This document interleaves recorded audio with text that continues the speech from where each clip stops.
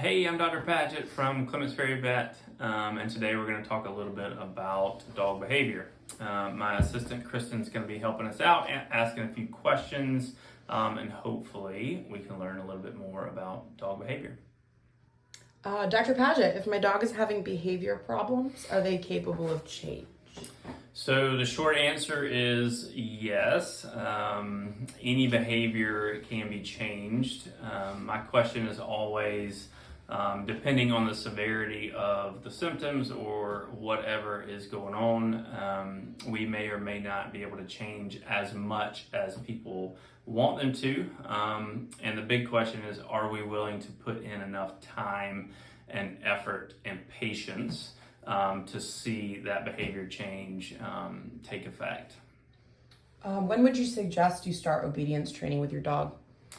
So day one, we're going to get into a little bit more puppy and obedience training in another video, but to answer your question, day one, as soon as we bring our puppy or dog, if it's a rescue, home, learning begins. So habits, good and bad, start forming immediately on day one. So whether that be just a simple, let's start a schedule and a routine in those little tiny guys, all the way up to serious obedience training right off the bat. So day one. And what are the most common behavior problems in dogs, and how can we address them? So the list of behavior problems in dogs are quite long. Some of the more common ones that we see are aggression, barking, chewing, all the puppy behaviors, the crate training, the pooping and peeing in the house, howling, mounting other dogs, separation anxiety is another big one that we see, whining, painful things like that. So how can they be addressed? So all behavior problems, we're going to start with a pretty in-depth history of trying to figure out and make sure that we can distinguish between a true behavioral problem and a medical problem that may be exhibiting some behavioral issues. So we're going to start with a good history first, and then we're going to do a nose-to-tail exam and see if we can distinguish true behavioral versus medical issues. Can behavior issues in my dog ever indicate that they're sick? So absolutely. Some of the more common ones that we see are bad breath can indicate periodontal disease, circling, head pressing, kind of getting lost in the corner. Those things can indicate some cognitive dysfunction or some neurological issues. Panting is a big indicator of pain.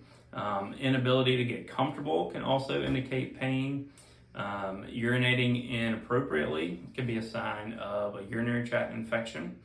And scooting on the ground obviously can be tapeworms or usually anal gland issues. So those are some of the more common ones that we see, but absolutely behavior problems can manifest in other ways, like your dog is sick.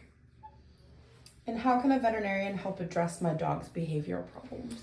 So, like we talked about before, the very first thing that we want to do is make sure it's strictly behavioral versus medical issues. So we're going to get that history, we're going to go through that exam head to toe, probably do some diagnostics just to make sure we're not dealing with a strictly medical problem.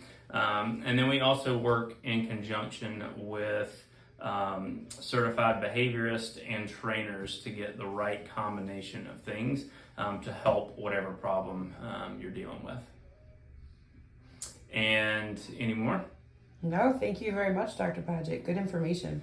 So as always, if you have any questions or problems about behavior or anything else with your pet, we're always here, happy to help. So just give us a call.